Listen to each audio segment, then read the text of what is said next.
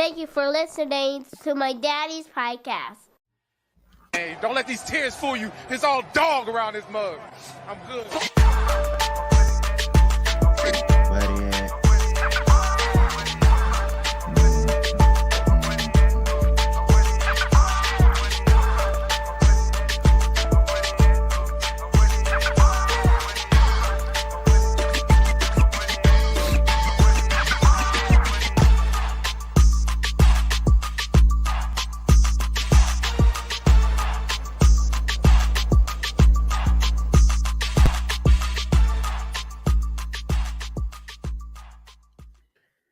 Hey, what's going on, Who Dat Nation? It is yours truly, TJ Jones, and yes, I am the host of the State of the Saints podcast. Thank you for checking out the State of the Saints podcast on this channel. We talk the New Orleans Saints.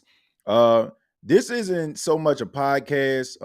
Our last show, the draft reaction show for night one, I told everyone that I was going to come back and provide information about night two. And as you all know, I'm happy to announce that yours truly, TJ Jones, is in a deal with Bleacher Report for the NFL draft, and I will be representing the New Orleans Saints on Bleacher Report. It was such an honor and a privilege to represent for the New Orleans Saints on Bleacher Report the night before the draft when we had the final mock draft show on Bleacher Report. That was pretty cool. And on tonight, we're going to do night number two of the NFL draft, and we are going to be talking about all the picks from round 2 and 3. I will be joined by a panel of representatives from the other NFC South teams, the Falcons, the Panthers, and the Buccaneers. So I'm asking everybody, like if you're watching this right now, if you're checking this out, I'm asking you to come on over to Bleacher Report. It's going to start at 7 p.m. Eastern, which is 6 p.m. Central. What I did was I put the link in the description as well as in the comments. So if you're looking for somewhere to watch or check out the NFL draft and get some reactions, I'm asking you to come over. There are going to be representatives from the other teams, Tampa, Atlanta, and Carolina.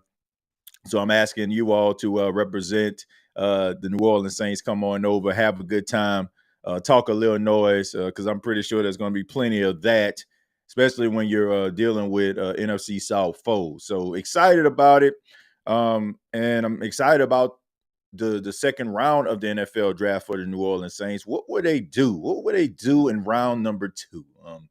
We all know that the New Orleans Saints have said that they wanted to find a pass catcher. There's some really good, talented pass catchers that are going to be in the second round. Which one will the Saints select?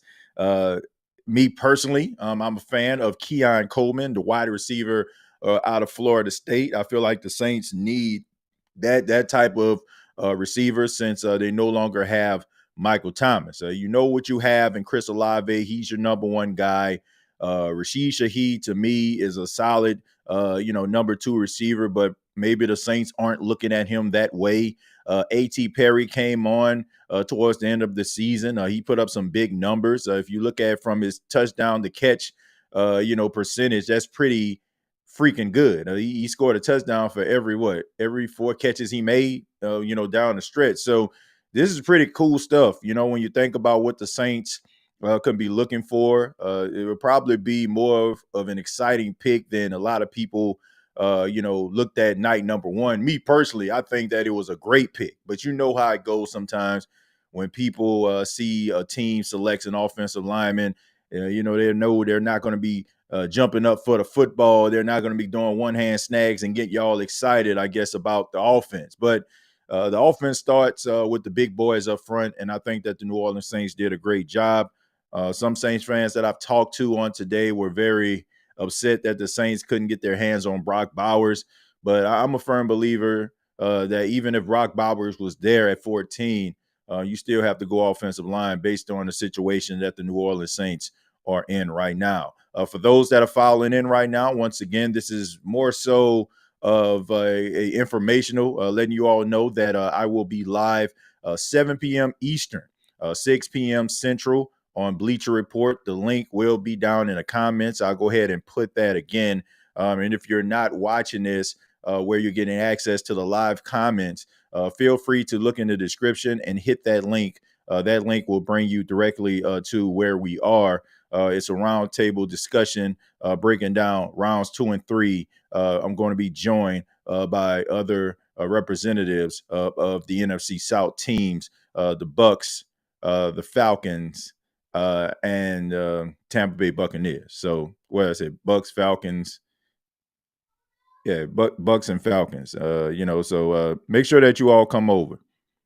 Let me just make sure. I'm trying to read and think at the same time. So the Bucks and the Falcons, the Saints and the Carolina Panthers. Let's see. Kool-Aid, please land to us. That wouldn't be a bad pick, but I think the Saints might. I think the Saints might go receiver. I think they might go receiver. I enjoyed that premiere earlier. Yeah, man, just a little creativity right there, Jerry. I don't. I'll try anything once. I try to be as creative as I can. To give you all some levels of entertainment. And I enjoyed doing it, man. Jerry, I'm glad you enjoyed it, man. Let's see. We did it. Says Jack. Let's see. Saints D tackle Devondre Sweat and Washington safety Jalen Hicks tackle Kinsley is Samadia. Man, I think the Saints might go wide receiver in the second round. Hopefully, this isn't the highlight of the 2024 season. I hope not. If it is, then some trouble. Bowers is overrated. Bust factor all over again. I don't know if he's going to be a bust. But I will say this, Saints for life. If you don't have the right team, no matter how talented a guy is, he's not going to show everything that he's capable of doing. I'm a little concerned about Brock Bowers going to the Las Vegas Raiders, especially since the Raiders got arguably the best tight end in the draft last season.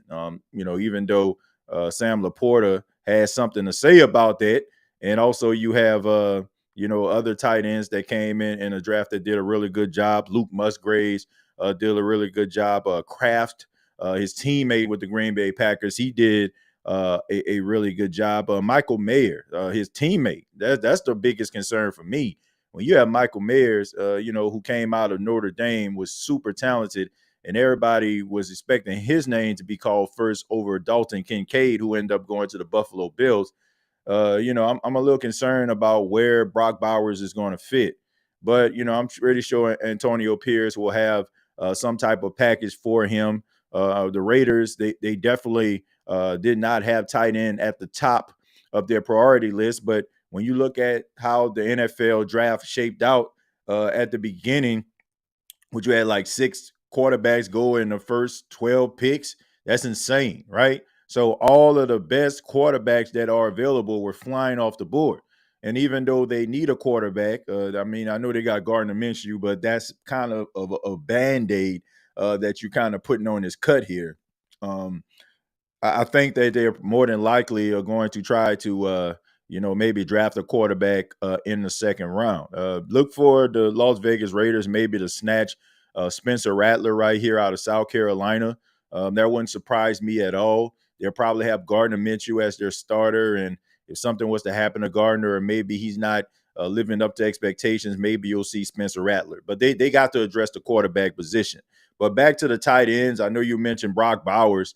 I don't know where he's going to fit with the Raiders. I understand the pick. You couldn't get the quarterback you wanted, so you go with the next pick available, and that's Brock Bowers. So, but I don't think he's going to be a bust. I just think that maybe he won't live up to all that potential right away because the Raiders, they're trying to figure it out. Of Keon, let's see, if Keon gets picked before Jalen Polk is another guy I'm very high on. Yeah, look, Keon, I put something up on X, and I'm asking everybody to follow me on X at TJAY Jones 8. That's TJAY Jones 8.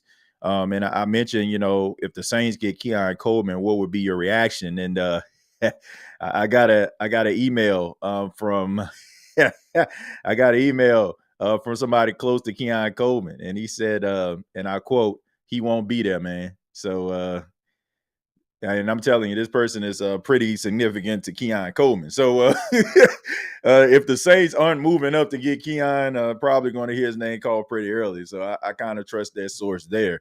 But if they can, I mean, Jalen Polk is a really talented wide receiver. There's a lot of talented players that are going to be taken in the second round at the wide receiver position. So it's no big deal that the New Orleans Saints didn't address that in the first round. Not many wide receivers went off the board in the first round, as I'm pretty sure most of you know. So the New Orleans Saints will find themselves with a really talented wide receiver, right? I mean, there's some other fish that need to be fried by other teams that's going to allow some of these wide receivers to slide down. And when they do slide down, it opens up opportunity for the New Orleans Saints to be able to slide in and get a really good wide receiver to accompany Olave, Shaheed, A.T. Perry, et cetera, et cetera. So I'm just looking forward to seeing what the Saints are going to do in round number 2. They don't have a third round pick unless they find themselves coming up with an idea to try to slide back in to the draft. The only pick that they have that is scheduled on tonight, if you're watching this or listening to this on a Friday, is the number 45 pick. That's the 13th pick in the second round of the draft. Let's see. TJ, love the content, fam. Just always remember to rise up. Blake, the snake, thank you so much, man. I appreciate the love, man. It's a little bit confusing and perplexing of your draft pick last night. I mean, it's been a talk on a lot of Monday morning quarterback shows about your decision of going with Michael Penix with the number 8 pick after you paid Kirk Cousins $180 million. But I mean, competition, is what it's all about. Iron sharpening iron. And we know that Kirk Cousins is coming off an Achilles injury. You don't know what's really in his future. Michael Penix is a young, promising quarterback. And this can be one of those situations where it looks absolutely foolish right now. But if Michael Penix plays and he does a really good job, then Terry Fontenot is going to look like a prophet. It's just one of those things that just does not look right on paper, especially since a lot of aficionados and mock drafters out there had them taking Dallas Turner with the 8 pick, who ended up going number 17 to the Minnesota Vikings. Ben Sinnott is nice. My guess is to trade back. I mean, Ben Sinnott out of Kansas State, really solid tight end. Really good, really good player overall, so I don't know if it's going to be a tight end exactly. I'm still interested to see what the Saints are going to do at the tight end position. I think that with this wide zone, if you can have yourself a tight end that has the ability to get yards after the catch, maybe get some of those contested catches, that would be great. Jaheim Bell out of Florida State probably kind of fits that mold for me. He's a big physical guy. When he gets to football, he becomes violent. That would be a guy that I would keep my eye on. And that's somebody that the Saints more than likely can get later in the draft. He's a big body guy. He's a strong guy. And with this new offense, I think that he'll fit this new offense. I'm not ready to wash my hands with Juwan Johnson just yet. I'm excited to see what he can do in this offense, but I think you need a little bit of a yards after catch type tight end. And, I like Juwan Johnson. I think that he can catch, but I can't remember too many catches where he turned a 5-yard gain into a 10-yard gain or 15-yard gain to a 30-yard gain. So I think the Saints may need to look at some of these receivers that have that ability to get yards after the catch, maybe become a little bit of a running back after they get the ball. Now, I know everybody cannot be Marshall. Everybody can't be Brandon Marshall, how he was when he used to catch the football, or even George Kittle, how he is. But if you can get yourself a tight end or a wide receiver with the ability to get those extra yards, that's a plus. And there are some players later in the rounds that have that capability. And maybe there's a guy on the street that we're not paying attention to that may can come in. I mean, we know that, the free agent process for veteran players goes on hold while the draft is going on because teams want to see if they can actually fill that void before they have to go out there to make a larger commitment to bring in a veteran. So we'll see. If you can't get the guy that you feel like is the right fit, maybe another guy on the street. There's still some talented veterans out there that can come in and make some noise. I expect the Saints will try getting into the third or the fourth. Well, if they can get into the fourth, I think that'll be great. The third, you will have to if they get back into the third round, I can't see a scenario where they get back into the third round that won't tick off some Saints fans, because that would mean that they more than likely would have had to get rid of somebody that Saints fans probably like and admire. Once again, I'm going to put the link down in the chat. We got 129 people watching this right now. I'm just letting everybody know where we're going to switch over really soon to Bleacher Report. We're going to be doing a live stream over there. I will be there along with 3 other representatives from the NFC South. You can also check the description of this video. The link is attached to that as well. TJ, I seen an article saying Michael Penix Jr. could sit 4 or 5 years. Why draft him that early if that's the case? Well, Chosen, I think I know where you got that from. That comes from the mouth of Terry Fontenot, the general manager of the Falcons himself.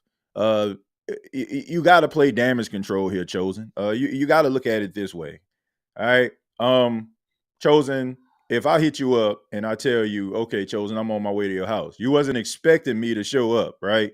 You know what I'm saying? And you got, I ain't dissing your house, but you got clothes everywhere. You know what I'm saying? It's not really organized. So you trying to hurry up, you know what I'm saying, to make it look presentable, right? Because, I gave you this last minute call. That is exactly what is going on with the Falcons. They decided to go with Michael Penix. Didn't really talk to Kirk Cousins that much or at all, I don't think. And basically by calling him, it's like they're giving him this courtesy call, right?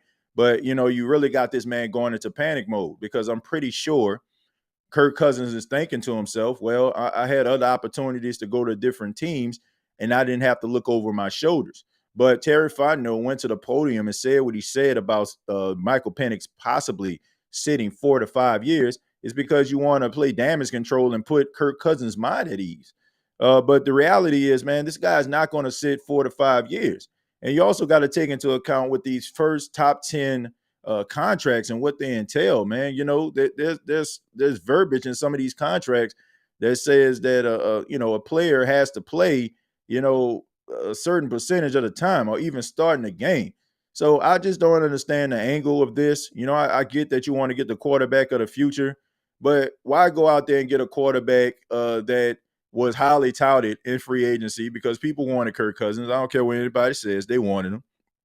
Why would you go out here and invest in a Kirk Cousins when you had an opportunity to get a young quarterback like you did on last night? So it just does not make sense to me.